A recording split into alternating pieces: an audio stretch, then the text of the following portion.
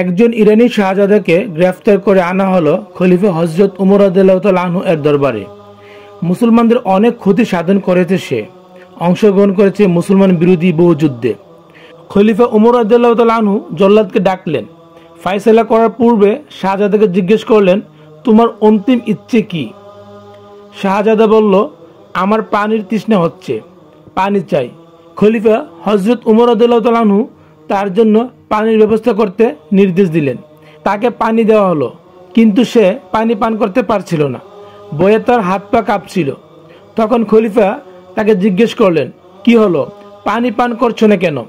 শাহজাদা বলল, আমিরুল মুমিনিন, আমার ভয় হচ্ছে, পানি পান করতে গেলেই জল্লাদ হয়তো আমার গর্দান কেটে দিবে।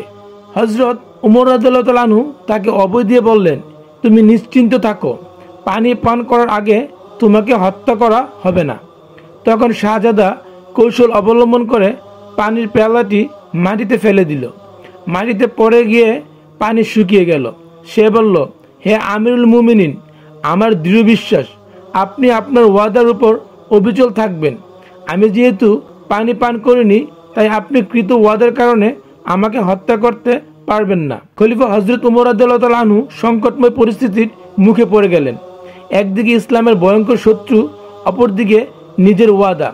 বিভক্ত বলে, শত্রুর কথা না শুনে বরং তাকে হত্যা করে দাও, যেহেতু সে ইসলামের দুশ্মন। অথচ ওয়াদা পূরণ করাও ইসলামে জরুরি। খলিফা হযরত উমর রাদিয়াল্লাহু তাআলা আনহু কিছু সময় ভেবে বললেন, হ্যাঁ, তুমি ঠিকই বলেছ, আমি ওয়াদার খেলাপ করব না। যেহেতু তুমি পানি পান করনি, তাই আমি তোমাকে হত্যা করতে পারি না। সুতরাং তোমার হত্যার নির্দেশ স্থগিত করে দিলাম, তুমি এখন মুক্ত। ইসলামের এমন ভয়ঙ্কর শত্রুর হত্যার আদেশ রহিত হওয়ায় মুসলমানগণ হতাশ হয়ে গেলেন। সবাই বলাবলি করতে লাগলো, শাহজাদা চতুরতার মাধ্যমে রক্ষা পেয়ে গেল। কিন্তু আসল ব্যাপার ছিল ভিন্ন। শাহজাদা ক্ষমা পাবার পর বলতে লাগলো, হে আমিরুল মুমিনিন, এই হেনু বাহানা আমি এজন্য করেছি যে যদি আমি জল্লাদকে দেখে কালিমা পড়ে নিতাম, তবে বিশ্ববাসী বলতো আমি শাহজাদা হওয়া সত্ত্বেও মৃত্যুর ভয়ে কালিমা পড়েছি। তাই আমি একটি বাহানা করে জীবন রক্ষা করেছি। আপনি আমাকে হত্যা করতে পারেননি, এখন আমি স্বাধীন। হে আমিরুল মুমিনিন, আমি অকপটে স্বীকার করছি, যে ধর্মে ওয়াদা রক্ষা করাকে এতটা মূল্যায়ন করা হয়, আমি সে ধর্মে দীক্ষিত হয়ে নিজেকে দণ্ড করতে চাই। অতঃপর শাহজাদা কালিমা পড়ে মুসলমান হয়ে গেল।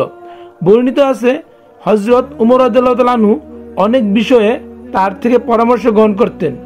ইসলামের সেই শত্রু হয়ে গেলেন খিলাফতের বড় জেনারেল। বন্ধুরা, আমরা আমাদের স্বার্থে বিন্দু পরিমাণ আঘাত এলেই নিজের ওয়াদার কথা বেমালুম ভুলে যাই। অথচ ইসলামে ওয়াদা পালন করা খুবই জরুরি। তাই আসুন সবাই ওয়াদা রক্ষা করে সোনালী যুগের সেই আদর্শকে আবারও নিজের মাঝে জাগিয়ে তুলি।